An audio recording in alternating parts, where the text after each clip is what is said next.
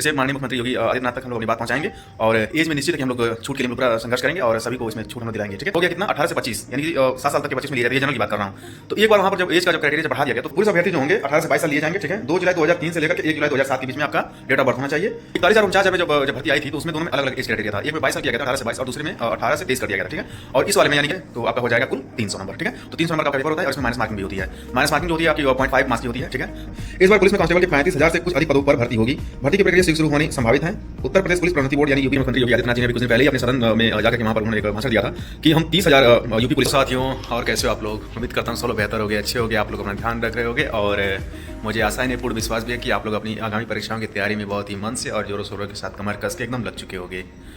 देखिए दोस्तों, आज की हमारी जो वीडियो होने वाली है ये मैं आप लोगों को बताने जा रहा हूँ जो 35,000 अभी जो वैकेंसी आने वाली है। ठीक है, यूपीपी की इस पर ये पूरी वीडियो होगी और 35,000 जो वैकेंसी आने वाली है इससे रिलेटेड जितना भी इन्फॉर्मेशन इसमें हो सकता है वो सारा इन्फॉर्मेशन मैं आप लोगों को दूंगा।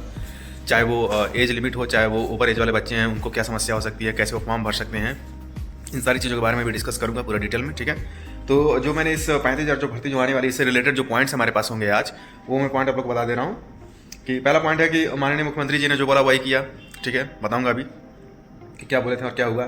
फिर दूसरा पॉइंट है कि कब तक आ सकता है 35,000 पद, ये जो पद है 35,000 ये कब तक आने की संभावना है। ठीक है, अभी बताऊंगा आप लोगों को। फिर तीसरा है कि क्या है यूपीपी कांस्टेबल का सिलेबस के बारे में पूरी जानकारी आप लोगों को दूंगा इसी वीडियो में। ठीक है, फिर चौथा है कि ओवर एज वाले बच्चे भी फॉर्म भर सकते हैं, कैसे भर सकते हैं अभी बताऊंगा आप लोगों को। ठीक है, तो चलिए ठीक है दोस्तों, बहुत ज़्यादा वीडियो को लंबा ना करते हुए सीधे काम की बात करते हैं। और अगर आपने चैनल को सब्सक्राइब नहीं किया तो प्लीज़ चैनल को सब्सक्राइब करिए, लाइक करिए, कमेंट करिए और शेयर करिए।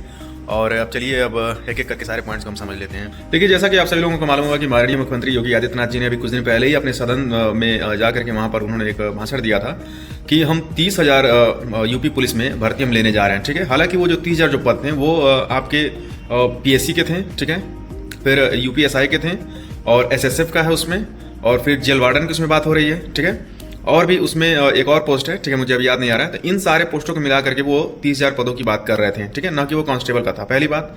दूसरी बात है कि आज के पेपर में देखिए ये न्यूज़ आया हुआ है, मैं भी आर्टिकल लगा दूंगा, आप लोग उसको देख लीजिएगा, पढ़ लीजिएगा आप लोग। ठीक है, इसमें लिखा हुआ है कि यूपी पुलिस में 35,000 पदों की भर्ती जल्द, भेजा गया प्रस्ताव। ठीक है, होता ये है कि जब हमें जैसे भर्ती कराना होता है, ठीक है, तो डायरेक्ट आप कर नहीं पाते हैं, तो पहले ये शासन के पास पूरा प्रस्ताव भेजना पड़ता है। शासन जब उसमें कह देता है कि हाँ हमें वास्तव में इतने पदों की आवश्यकता है, तब जाकर के पहले भर्ती बोर्ड शासन के पास भेजेगा और शासन वहाँ से पास करके भेजेगा कि हाँ ठीक है आप ये भर्ती आप करा सकते हो, तब जाकर के भर्ती की प्रक्रिया जो होती है वो स्टार्ट होती है। ठीक है, तो चलिए ठीक है, जो पेपर में जो कटिंग आई मैं आप लोगों को पढ़ करके सुना दे रहा हूँ। इसमें देखिए क्या लिखा है कि प्रदेश सरकार पुलिस महकमे में फिर भर्ती करने की तैयारी में है। ठीक है, क्योंकि आप लोगों को मालूम होगा कि 244 की अभी प्रक्रिया चल रही है। ठीक है, फाइनल रिजल्ट उसका आने वाला है।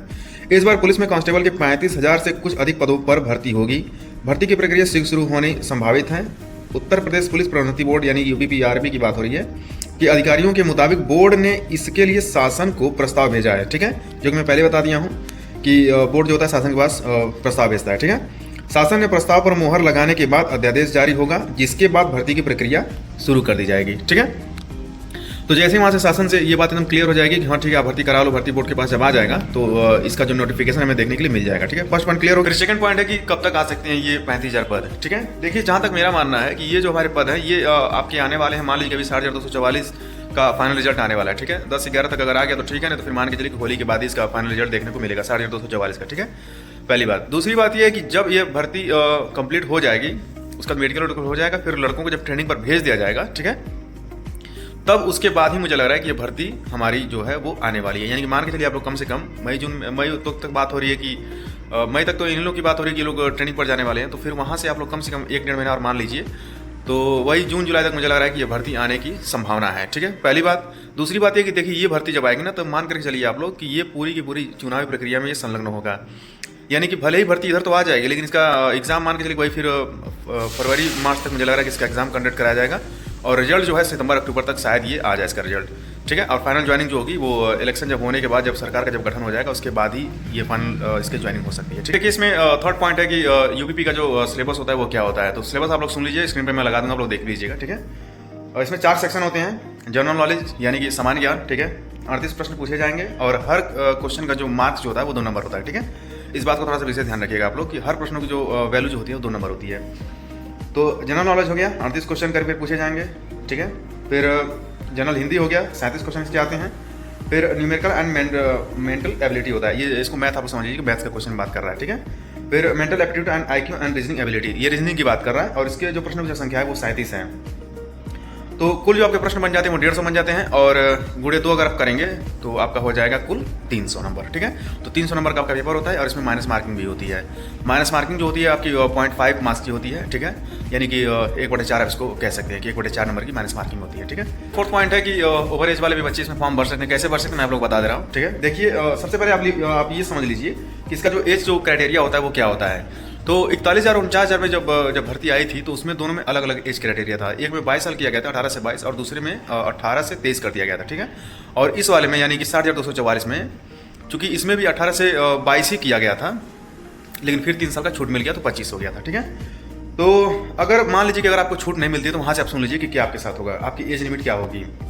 तो पुलिस अभ्यर्थी जो होंगे 18 से 22 साल लिए जाएंगे, ठीक है। 2 जुलाई 2003 से लेकर के 1 जुलाई 2007 के बीच में आपका डेट ऑफ बर्थ होना चाहिए। और SC ST जो होते हैं जिनको 5 साल का रिलैक्सेशन होता है तो इनका जो है 2 जुलाई 1998 से 1 जुलाई 2007 के बीच होना चाहिए, ठीक है। ये मेंस का हो गया। फिर महिलाओं का जो होता है महिलाओं को इसमें आपका 18 से 25 साल है तो आपका कितना हो गया 2 जुलाई 2000 से लेकर के 1 जुलाई 2007 के बीच में आपका डेट ऑफ बर्थ होना चाहिए। ये जनरल का बात कर रहा हूँ मैं, जनरल वुमेंस का, ठीक है। फिर SC ST OBC वुमेंस की अगर बात की जाए तो 18 से लेकर के 27 साल है, जिसमें 2 जुलाई 1995 से लेकर के 1 जुलाई 2007 तक के बीच का आपका डेट ऑफ बर्थ होना चाहिए SC ST OBC का, ठीक है। जहाँ तक बात रही इसमें एज रिलैक्सेशन की, तो एज रिलैक्सेशन मुझे लग रहा है कि मिलना चाहिए, क्योंकि आप लोगों को शायद नहीं मालूम होगा तो जान लीजिए आप लोग कि दिल्ली पुलिस कांस्टेबल में जो एज जो क्राइटेरिया होता था वो 18 से 22 साल होता था, ठीक है।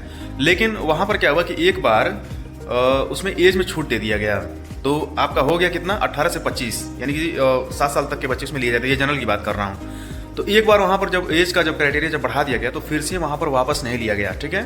तो हो सकता है कि इस बार जैसे 18 से 25 हुआ है तो मतलब हो सकता है कि इस बार भी 18 से 25 तक को बच्चों को ले लिया जाए, ठीक है। लेकिन जैसा कि वो सेंटर का है और ये स्टेट है तो थोड़ा सा मुझे लग रहा है कि इसके लिए संघर्षों का सामना करना पड़ेगा। तो इसके लिए आप लोग थोड़ा तैयार रहिएगा। ओवरेज वाले बच्चे जिनका भी मान के चलिए कि 22 साल से ऊपर जो होगा जनरल वाले, जो भी आपके SC ST OBC में जो 25 साल से ऊपर जो हो गए होंगे वो लोग थोड़ा सा संघर्ष करने के लिए तैयार रहिएगा। आप लोग कहेंगे तो हम सब लोग मिल करके फिर से माननीय मुख्यमंत्री योगी आदित्यनाथ तक हम लोग अपनी बात पहुंचाएंगे और एज में निश्चित है कि हम लोग छूट के लिए हम लोग पूरा संघर्ष करेंगे और सभी को इसमें छूट हम लोग दिलाएंगे, ठीक है। कम से कम इसमें मान करके चलिए कि 3 साल का और रिलैक्सेशन मिलना चाहिए हर कैटेगरी को। भाई जाहिर सी बात है कि जनरल को मिलेगा तो सभी को मिल जाएगा, ठीक है, क्योंकि वही से सबकी एज काउंटिंग की जाती है।